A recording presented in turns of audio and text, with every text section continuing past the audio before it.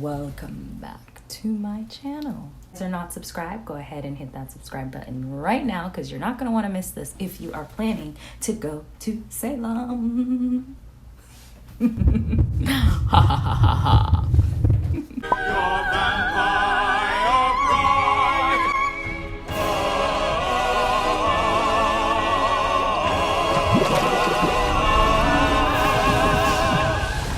The appointed hour is near, my friends, and soon our efforts will be repaid with immortality. Hi guys, it is Pharaoh Louie and we are back with another video.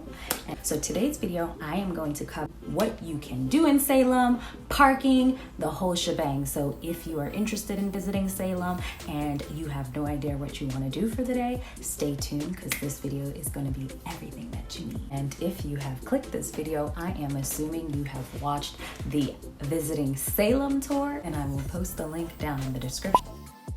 So if you are coming from Europe, you will be flying into Boston.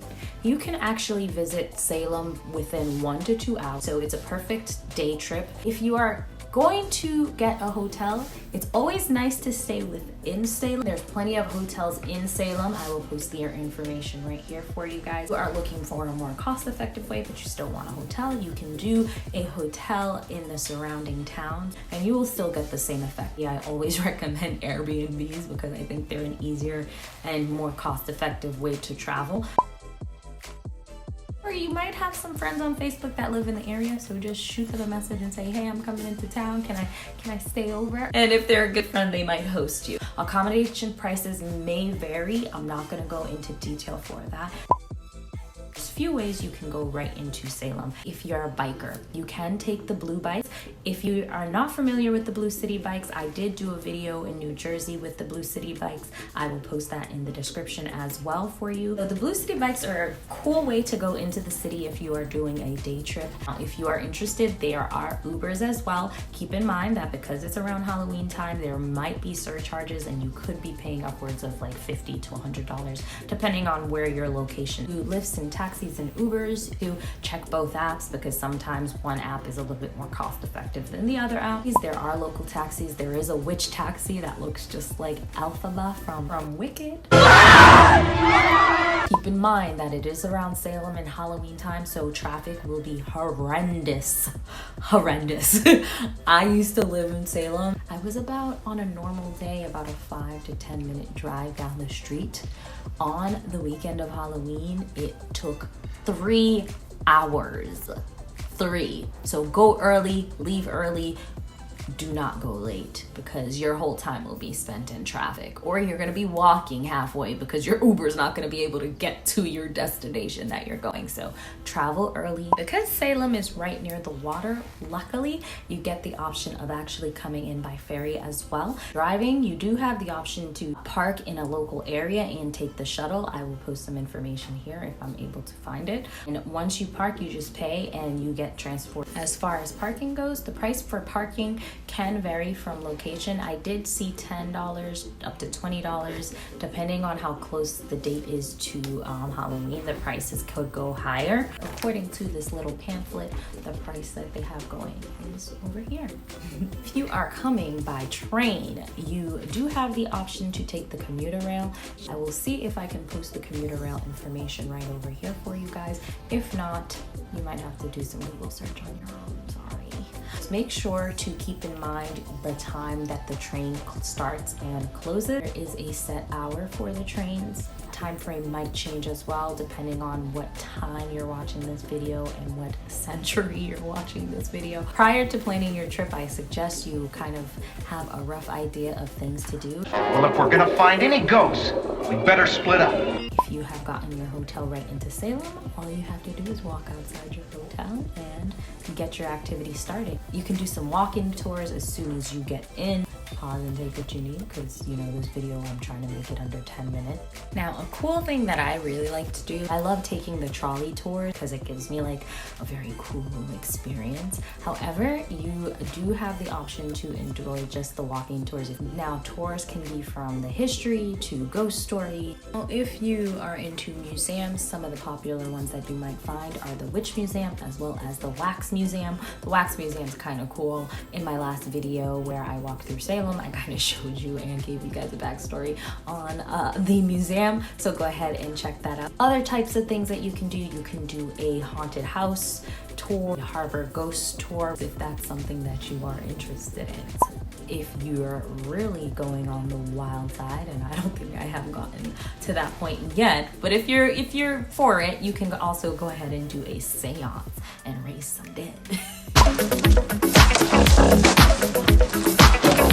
There's also nighttime events that you can go ahead and do if you are coming in the afternoon and still want to get some of that Salem fun. If you're trying to do the nighttime activities, I would recommend coming around maybe 3 or before 8. That way you don't get stuck in the Salem traffic. Now, if you are trying to do daytime events, I would say come before 8 again.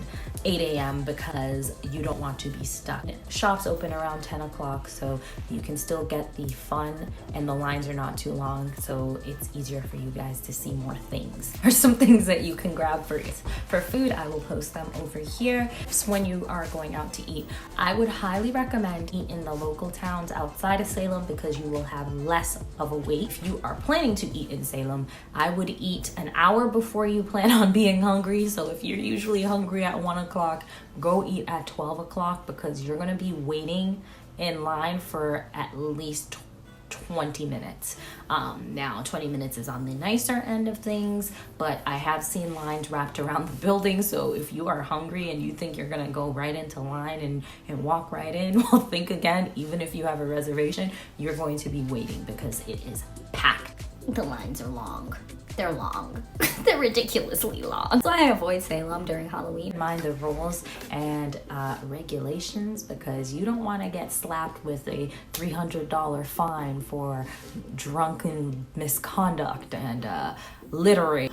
There is no public drinking. You can either drink at the restaurant or you can drink at your Airbnb or your hotel. I don't believe you are allowed to fly drones. You don't want to get your drones confiscated or worse, get a huge fine. So just keep your drones at home. You cannot have any weapons there. So if you get caught with any weapons, you might get confiscated. Now, I don't know about the gun policy. So there are some cool shops right around. If you are interested in looking at some shop items, which you can find crystal, little antique things, little souvenirs, you will be able to find that in the shops. However, there is a tent city that's right in the center of town where the shops are open, where you can find just about everything that you can find within the shops, except it's wide open. You can just walk and browse around. You don't have to be stuck inside a store or wait super long and kind of just bob and weave through people instead of doing those seriously long